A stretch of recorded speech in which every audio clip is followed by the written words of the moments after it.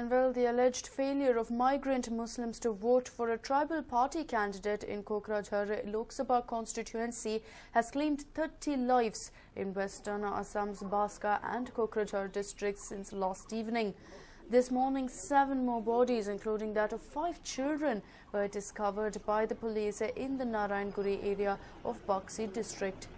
At least 30 people, including children and women, were killed and 14 seriously injured by heavily armed Bodoland militants in 2 communally sensitive districts of Kokrajhar and Baksa of Assam since Thursday night. Shoot at sight was ordered on Friday night in Kokrajhar and Baksa districts, falling under the Bodoland territorial administrative districts. This area bore the brunt of the violence, while indefinite curfew has been imposed in Chirang district. And once again, we're looking at ethnic clashes as it is understood that Bodoland militants have once again struck in this particular region. 30 people have been killed. In fact, early this morning, 7 bodies were found, 5 of which were children. So it looks like a targeted attack against Muslims in the area. And the reason for this particular clash is understood to be the fact that these Muslims failed to vote for a tribal candidate in the Kokrajhar Lok Sabha constituency, and this has led to all of that tension and tragic scenes being witnessed there in Assam. The army has been called on. They've been on standby for the last many days, but now of course we understand that a curfew is on in Chirang district and shoot on sight orders have been put in for the army to ensure that any of these militants are shot down before they can create any more chaos.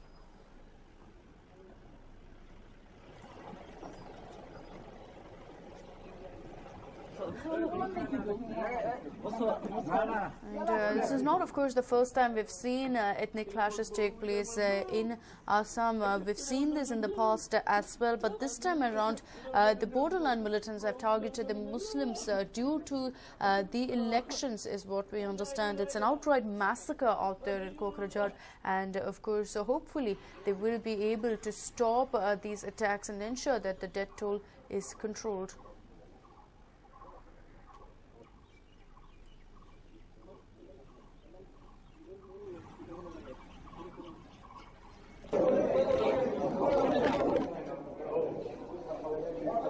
As you can see, even officials have been injured in the clashes that have followed. In fact, it's not just deaths, but 14 people have been injured, despite the fact that a curfew has been clamped in Kokrajhar, Baksa and Chirang.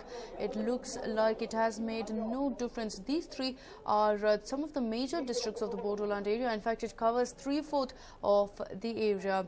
And the massacre continues even post that curfew. I can see vehicles being damaged, police officials also being injured. So it looks like things are completely out of hand at this point. In a span of about 36 hours, we're looking at 30 deaths.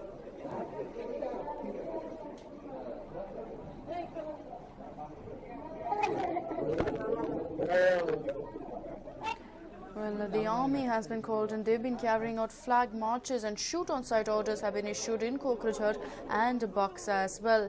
Of course, the state government has also gone ahead and issued a statement where it has made it very clear that it is the NDFB which is responsible for carrying out these massacres. The NDFB, of course, is the National Democratic Front of Bodoland, a bunch of rebels, outlaws as they have been described by the state government, who have been rebelling for the tribal rights. Maoists of sort, these particular militants have time and again in the past created quite some chaos in the area.